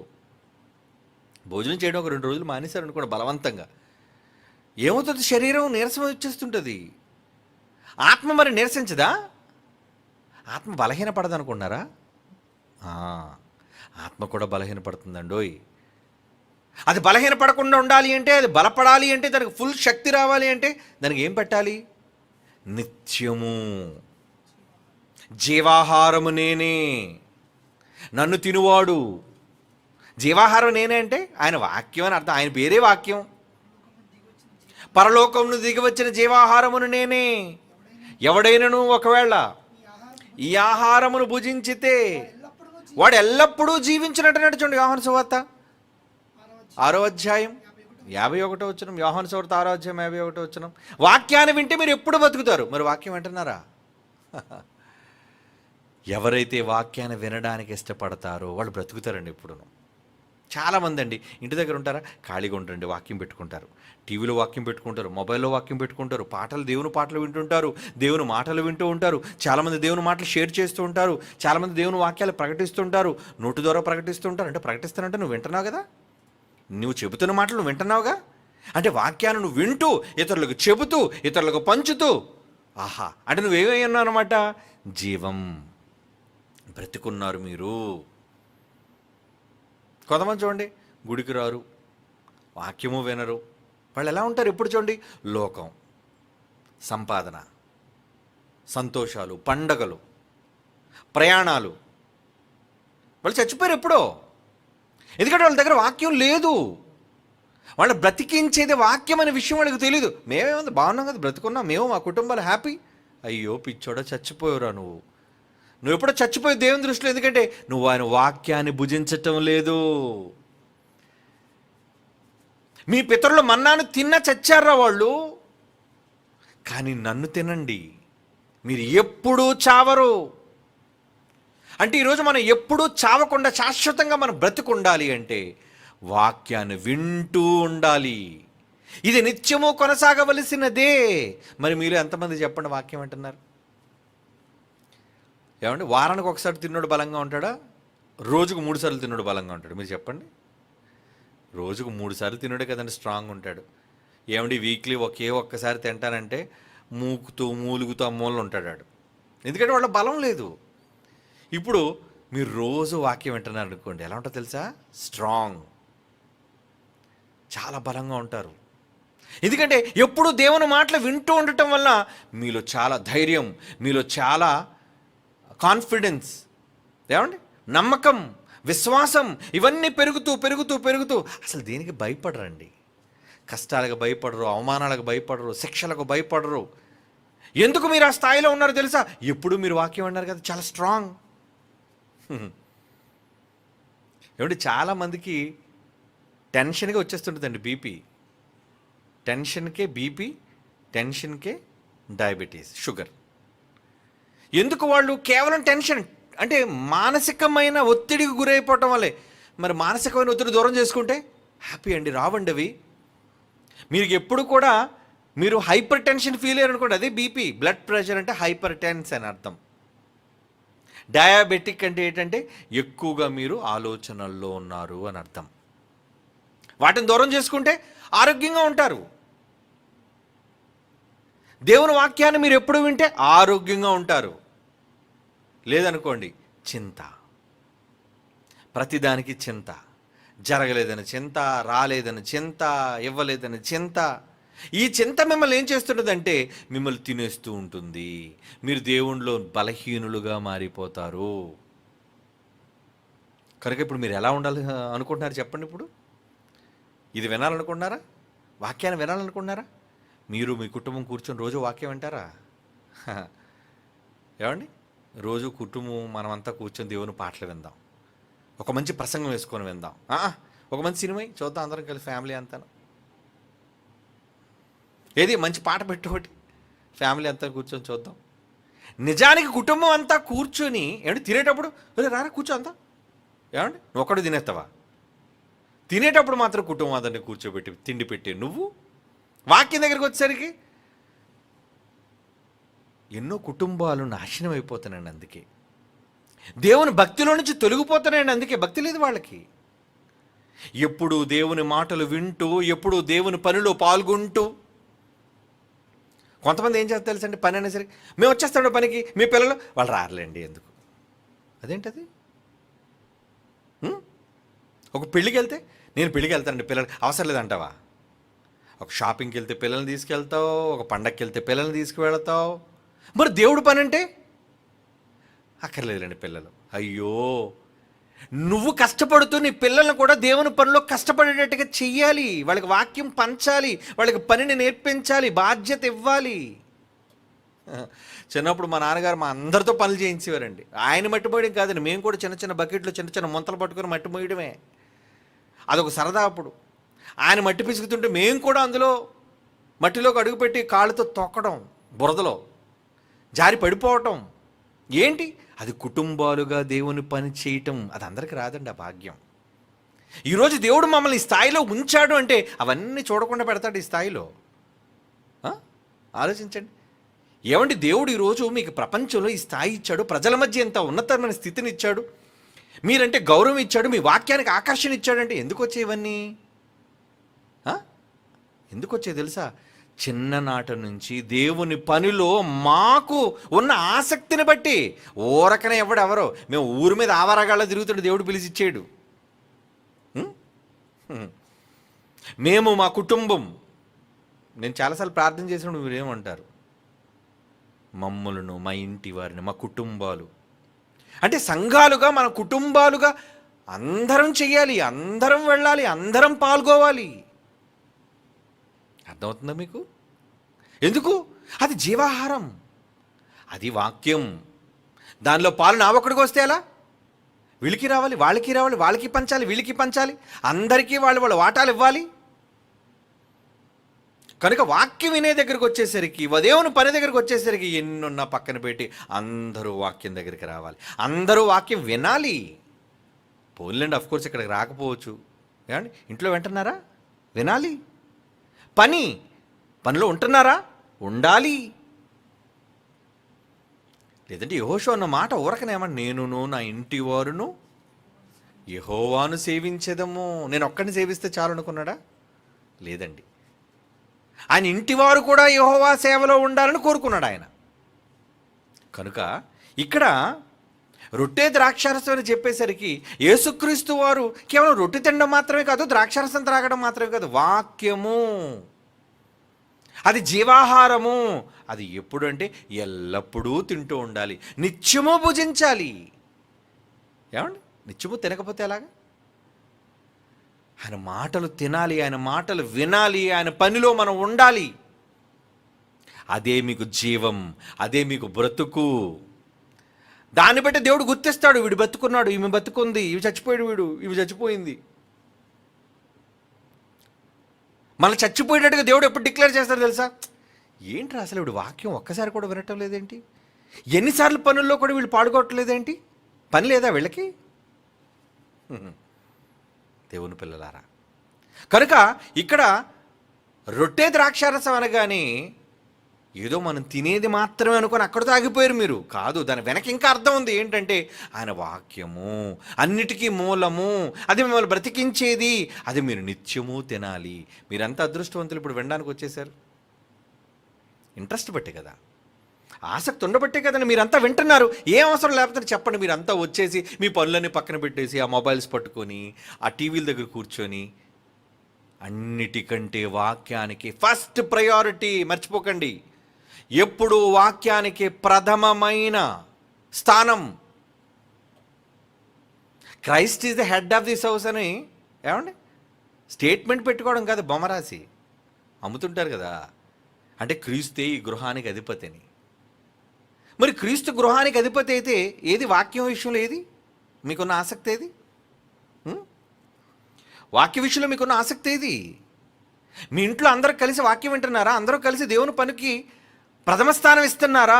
మొదట అదే దేవుడు అడుగుతున్నాడు. కనుక అన్నిటికంటే వాక్యానికి ఎంత ప్రాధాన్యత ఉన్నప్పుడు, ప్రాముఖ్యతనిస్తున్నప్పుడు ఏం చేయాలి? మీరు బ్రతికుండడానికి వాక్యమే ఆహారం అయినప్పుడు, దేవదూతల ఆహారం తిన్నారంటాడు, అయినా చచ్చిపోయారంటాడు. మీ పితరులు అరణ్యంలో మన్నాను తిన్నారా? మన్నా అంటే ఏదో కాదురా, దేవదూతల ఆహారం, ఆయన ఆత్మలు తినే భోజనం, అయినా చచ్చారు వాళ్ళు.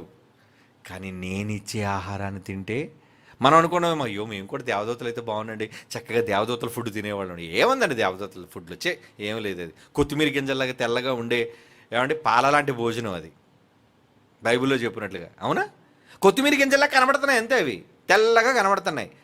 అది దేవదూతలు తినే ఆహారం. ఏముంది అందులో స్పెషాలిటీ? కానీ వాక్యంలో ఇందులో ఉంది స్పెషాలిటీ. అది తిన్నా కడుపులోకి వెళ్ళి అరిగిపోయి చచ్చిపోతారు. కానీ తింటే అరిగిపోయి చావరు. ఏమవుతుంది? బ్రతుకుతారు వీళ్ళు. నిత్యము బ్రతికే ప్రక్రియ పెట్టాడు. అదే నీళ్లుగా పోల్చాడు, అదే ఆహారంగా పోల్చాడు. సమర స్త్రీ దగ్గరేమో నీళ్ళు అన్నాడు. ఏమండి? యోహాను సువార్త ఆరోగ్యంగా వచ్చేసరికి ఏమో ఆహారము అంటాడు. ఇంతకీ నీళ్ళ ఆహారమా? మీరు బ్రతకడానికి నీళ్లు కావాలి, అవునా? భోజనం కావాలి, అంతేనా? భోజనం చేయాలి, నీళ్లు తాగాలి.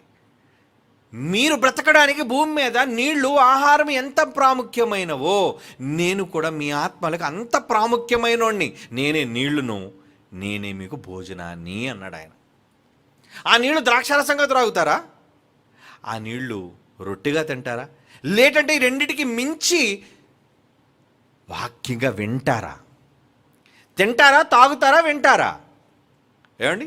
తింటూ త్రాగుతూ వాక్యాన్ని ఎల్లప్పుడూ వింటూ ఉంటే ఏమవుతుంది? అప్పుడు నిత్యము మీరు బ్రతుకుతూ ఉంటారు. నిత్య జీవం, మీరు నిత్యము జీవిస్తారు. అదండి యేసుప్రభు వారు చెప్పిన మాటల్లోని ఉద్దేశం. మిగతా రోజుల్లో తీసుకోవద్దు అంటున్నారట ఎవరో పాపం దీని గురించి. మిగతా రోజేంటి ఆయన రోజు తినండారా? ఏమంటే ఒకప్పుడు టీవీలు ఉండేవి కాదండి. ఆ టీవీలో ఎప్పుడో ప్రసంగాలు పెడితే కానీ వచ్చేవి కాదు, ఛానల్స్లో ఎలాగో వచ్చేవి కాదు. అలాగని పోనీ ఏమంటారు దాన్ని, వీసీఆర్లు వీడియోలు అప్పుడు ఉండేవి కదండి పాతకాలంలో. అవన్నీ పెడితే అవన్నీ ఉండేవి కావు, ఖరీదు.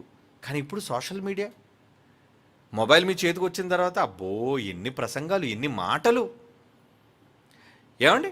అవన్నీ మీ అరచేతిలో కనబడుతున్నాయే, వినొచ్చుగా. వినడానికి ఏంటి నొప్పి? కొంతమంది ఏం లేచని తెల్లవారు లేస్తారని అప్పుడప్పుడు వింటుంటారు, కొంతమంది గమనిస్తుంటారు. తెల్లవారు లేవగానే చక్కగా ప్రసంగం పెట్టుకుంటారు, వింటుంటారు. Very good. తెల్లవారు లేచే ప్రసంగం అంటే వాక్యంతో ప్రారంభం, అది మంచి బూస్టింగ్. అంటే ఖాళీ కడుపుతో నీళ్ళు తాగితే ఎంత శరీరానికి ఆరోగ్యం. లేవడమే దేవుని వాక్యాన్ని పెట్టుకొని వింటే అది ఎంత భాగ్యం.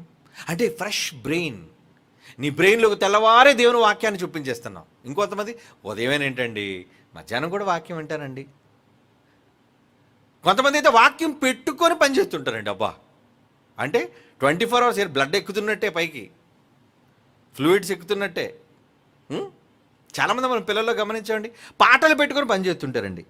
ఇంట్లో ఆడవాళ్ళు కానీ పాటలు పెట్టుకొని, ఇయర్ ఫోన్స్ పెట్టుకొని, లేకపోతే ఇయర్ ఫోన్స్ కాకపోతే ఇంట్లో పాటలు పెట్టుకొని పాటలు వేసుకొని. దేవుని పాటలు సుమా, క్రైస్తవ పాటలు, భక్తి కలిగిన పాటలు పెట్టుకొని ఆనందంగా పాడుకుంటూ వంట చేస్తున్నారు. Very good. అంటే వాక్యం వింటున్నారు, ఆనందాన్ని పొందుతున్నారు, అప్పుడు కూర రుచిగా ఉంటుంది. అవునా లేదా? ఏముంటుందండి? అదే అయిపోయి ఇదేసి ఇదే అయిపోయి ఇదేసి ఏదో అయిపోతుంటుంది, మొత్తం అంతా వంట సర్వనాశనం అయిపోతుంటుంది. అంటే మీరు ఎనర్జెటిక్గా ఉండాలి అంటే, మీరు మీ ఆత్మ ప్రశాంతంగా ఉండాలి అంటే, మీరు నిజంగా మీ జీవితం అంతా కూడా తెల్లవారు లేవటంతో పడుకున్నప్పటి వరకు మీరు చాలా ఏమంటారు దాన్ని, బలంగా ఉండాలి అంటే, ఉత్తేజంగా ఉండాలంటే ఎప్పుడూ వాక్యాన్ని వింటూ ఉండండి. పాట రూపంలోనూ మాట రూపంలోనూ. అలా మీరు చేయటం వల్ల ఎల్లప్పుడూ జీవం కలిగి ఉంటారని నేనన్న మాట కాదు, ఇది ప్రభు. ఆ మాట చదివి ముగించుకుందాం. ఏమంటున్నాడు ఆయన మాట? యోహాను సువార్త చదవండి, 6వ అధ్యాయం 51 అండి. యోహాను సువార్త 6వ అధ్యాయం 51 వచ్చినవండి. పరలోకము నుండి దిగి వచ్చిన జీవాహారము నేనే. ఎవడైనా ఈ ఆహారమును తింటే వాడు ఎల్లప్పుడూ అంటున్నాడు చూడండి, ఎప్పుడు, ఎవర్ లాస్టింగ్, ఎప్పుడు బ్రతుకుతాడట. అంటే మిమ్మల్ని బ్రతికించేది వాక్యమేగా. మరి ఆ వాక్యాన్ని ఎందుకు వినకూడదు? ఆ వాక్యాన్ని ఎందుకు వినిపించకూడదు? కొంతమంది తెల్లవారే లేచి పాపం ఆ గ్రూప్స్లో తెల్లవారే లేవగానే టింగ్ టింగ్ టింగ్ టింగ్ పడిపోతుంటే ఏంటంటే షేర్ చేస్తున్నారు. ఏం షేర్ చేస్తున్నారు? ఎంతోమంది ప్రసంగాలు. అవన్నీ ఏంటి? దేవుని మాటలు. ఈరోజు ఆ మాటలు ఎంతోమంది బయట వాళ్ళు విన్నారు. ఒక విధంగా అండి, చాలామందికి మేము పరిచయం అయిపోయి ఎవరెవరో కొత్త వాళ్ళు ఇలా ఎయిర్పోర్ట్ దగ్గర ఆగేసరికి వాళ్ళు పలకరిస్తున్నారు, ఎక్కడికో వెళ్ళి ఏమండి ఎక్కడికి వెళ్ళినా పలకరిస్తున్నారా? మీ సోషల్ మీడియాలో మీ ప్రసంగం విన్నామండి, మీ మాటలు వింటున్నామండి. ఎలా వెళ్ళే వాళ్ళ దగ్గరికి? ఎవరో బయట వాళ్ళు, మనకు తెలియదు. ఎలా వింటున్నారు వాళ్ళు? ఎవరో షేర్ చేసినవి, ఎవరో గ్రూపుల్లో పెట్టినవి, ఎవరో ఎక్కడెక్కడికో పంపించినవి. జీవాహారం వాళ్ళందరినీ బ్రతికిస్తున్నాయి. వాళ్ళందరినీ కూడా ఏం చేస్తున్నాయి? దేవుని మాటలతో నిత్యము బ్రతికిస్తున్నాయి. అది యేసన్నమాట. నా మాట వినండి, బ్రతుకుతారా? నా మాట వినండి.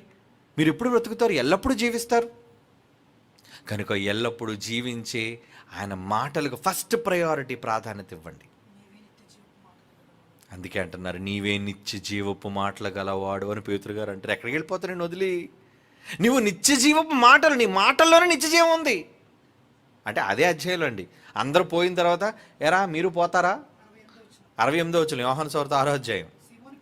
సీమోను పేతురు, ప్రభువా ఎక్కడికి వెళ్ళిపోతాం మేము?